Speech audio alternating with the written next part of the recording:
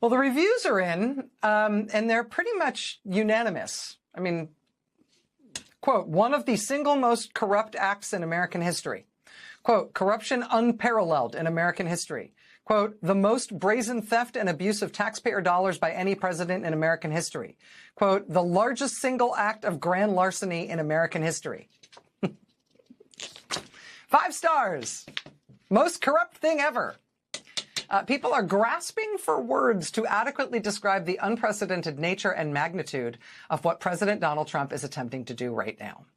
And this isn't even about the whole stocks fiasco we just talked about a couple minutes ago, which has also been revealed over the last few days, in which the president appears to have been buying stocks in companies right before he actively took steps as president to boost those companies. Multiple times, millions of dollars. I mean, that might be the biggest presidential corruption scandal in American history, were it not for this other thing breaking at the same time about the same U.S. president.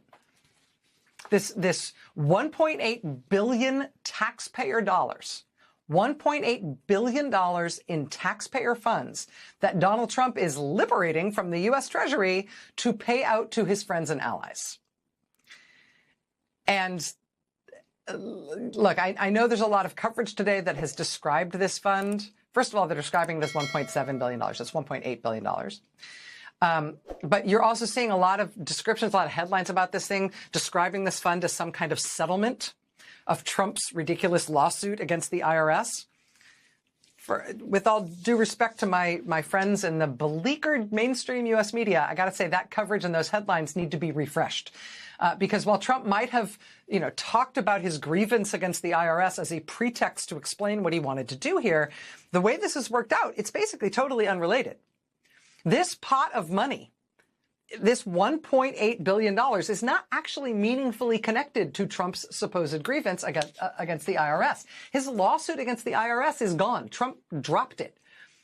So this $1.8 billion, this is not like a settlement that's being overseen by a judge or something. It is just something that Donald Trump told the government he controls to give him.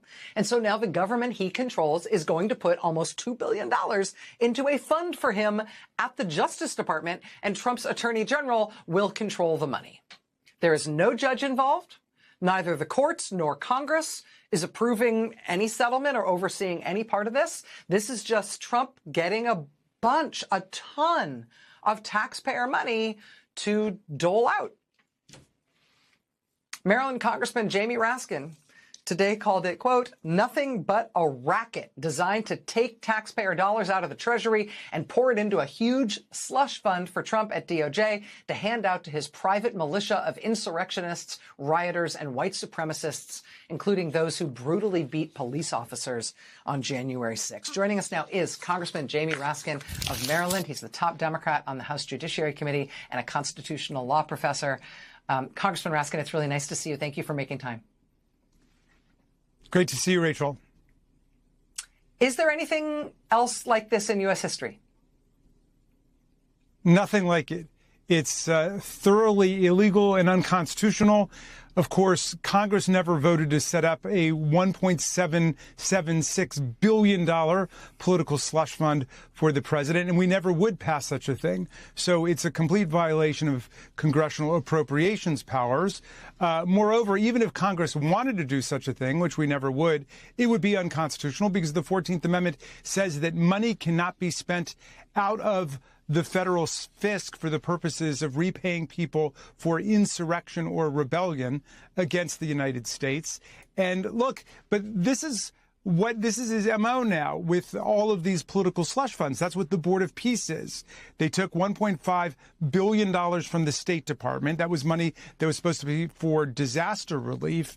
Then he sets up this Board of Peace. He gets $1 billion from the Qataris, $1 billion from the Saudis, and so on. We don't know anything about it. Is it public, private, profit, not for profit, registered in America, registered in Qatar? We don't know anything about it other than Donald Trump is chairman for life. he controls all that money. So that in itself is a violation of the Foreign Government Emoluments Clause, because all those foreign states and kings and princes are giving money, and the Domestic Emoluments Clause, which says the president is limited to his salary in office and cannot derive any other money from the U.S. Treasury. But the whole administration now is just corruption, highway robbery every day.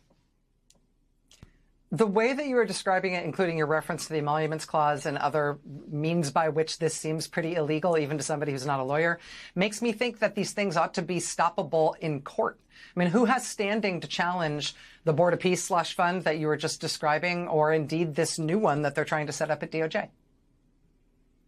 Well, it won't surprise you to learn that the Roberts Court has made it extremely difficult by erecting the standing doctrine, political question doctrine, sovereign immunity, you name it, making it extremely difficult. And in addition to the fact, of course, that they've said that the president is not subject to criminal prosecution for actual crimes he commits under the auspices of his office. But at this point, everything must be tried in order to try to restore the rule of law in the country. We can't leave any potential tool just sitting on the table. We've got to try to attempt everything. But we must start by trying to get our at least 4 or 5 Republican colleagues to come over to our side to say this is utterly lawless and authoritarian, and it cannot stand. And a couple have made noises like that, but those are people who are in tough re-election races, and they might be trying to send the signal they've got a problem with it. If you've got a Republican running in your district who's saying, yes, this is problematic, ask them, will they sign their name to co-sponsor a bill to block this outrageous expropriation of the tax dollars of the people for completely political purposes, to give to Proud Boys, Oath Keepers, rioters, and insurrectionists, the people who beat up police officers. That's what this is about. It's about funding or pre-funding Donald Trump's private militia. It strikes me that regardless of who they ultimately try to give this money to, it is interesting that they have chosen a vehicle at the Justice Department to use for this. And you've, I think, made some very good points about the fact that it's a real thing, and we should understand what the judgment fund is at the DOJ. This is a fund that's created by Congress for a specific purpose, right? It's not supposed to be a pool of money available to be stolen by anybody who feels like taking it. What is that fund for that Trump is essentially going to be plundering for this other project? Well, it used to be that if someone successfully sued the federal government, that Congress had to vote to appropriate money to pay for the damages, to pay for their verdict. And then Congress said, we're spending half of our time just on litigation against the federal government. We'll turn it over to the Department of Justice. We'll set up this ongoing appropriation that's open, called the Judgment Fund, and that is for actual judgments, verdicts, damages levied by a court against the United States, or an honest, good faith settlement of claims that would have won in court. Okay. And of course, like everything else, we've never had a problem with this up until Donald Trump, because he sees a pot of money and the dollar signs go off in his eyes, and he sees it as a political slush fund.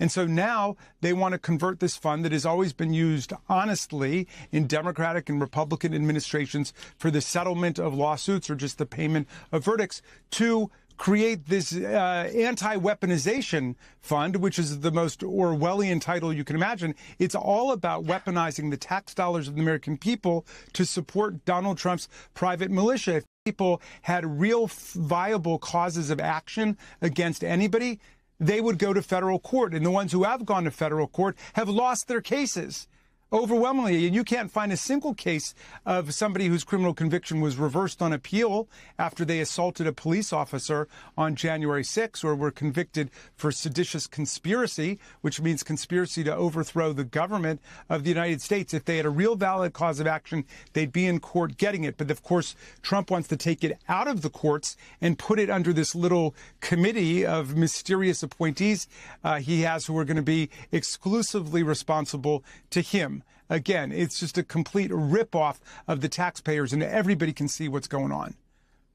It's such a good point that if there was any sort of legitimate case that somebody had been victimized by some wrongdoing of the government, there are means by which that gets adjudicated. Testable constitutional means, transparent means, that we have ways of doing that. This is not the way that you do it. Congressman Jamie Raskin of Maryland, you are always very welcome here on this show anytime, but particularly when we are dealing with something of this magnitude with this many constitutional implications. Nobody better to be here but you. Thank you, sir. Thank you, Rachel. A Harvard professor of government said it this morning, no hesitation, no qualifier. I say without hyperbole that this is the most brazenly corrupt action in United States presidential history, not Trump's presidency, all of American presidential history. That's not a pundit, that's not a partisan. That's a constitutional scholar choosing his words carefully, and he still landed on those words. What happened this week is simple enough to say in one sentence, but the implications are so far outside the bounds of American law and basic governance that you need to slow down and look at every layer. Because the way this is being described, as a settlement, is doing a lot of work to protect Donald Trump and obscure what actually took place. So let's go through it exactly. Trump filed a $10 billion lawsuit against the IRS, an agency he controls, staffed by employees who answer to him, run by a commissioner he appointed, over the leak of his tax returns. Before it was even filed, independent legal experts called it frivolous and legally baseless. Courts had already ruled in related cases that sovereign immunity shielded the government from precisely this kind of claim.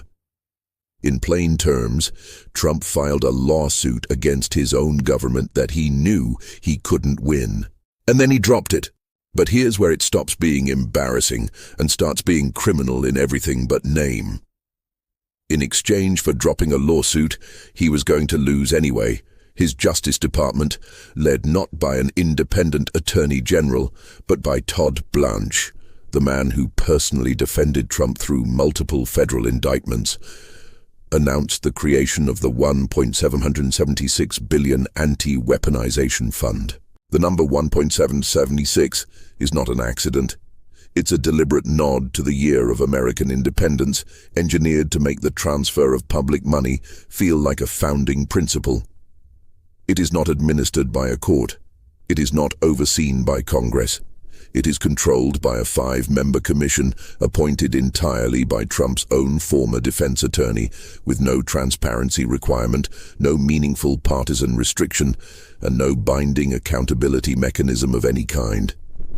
It runs through December 15, 2028, the final year of Trump's presidency. The stated purpose is to compensate people who claim they were unfairly targeted by the federal government for political reasons. But as Congressman Jamie Raskin noted, every person convicted in connection with January 6th, the Proud Boys, the Oath Keepers, those found guilty of seditious conspiracy for attempting to overthrow the United States government, had their day in court. They had lawyers, they had juries. They lost because the evidence said they were guilty. There is no legal wrong here to remedy. There is only a political debt.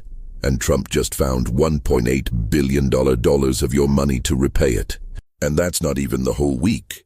In the same news cycle, reporting surfaced that Trump appears to have been buying stock in specific companies in the days immediately before taking presidential actions that caused those companies' share prices to rise.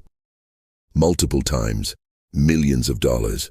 Each individual instance of what appears to be presidential insider trading would, on its own, rank among the most serious corruption scandals in modern American history. Taken together, this isn't a scandal. It's a pattern. It's a presidency that has dropped all pretense of governing in the public interest and committed itself fully, openly, in plain sight, to the project of personal enrichment. From the White House, with your money.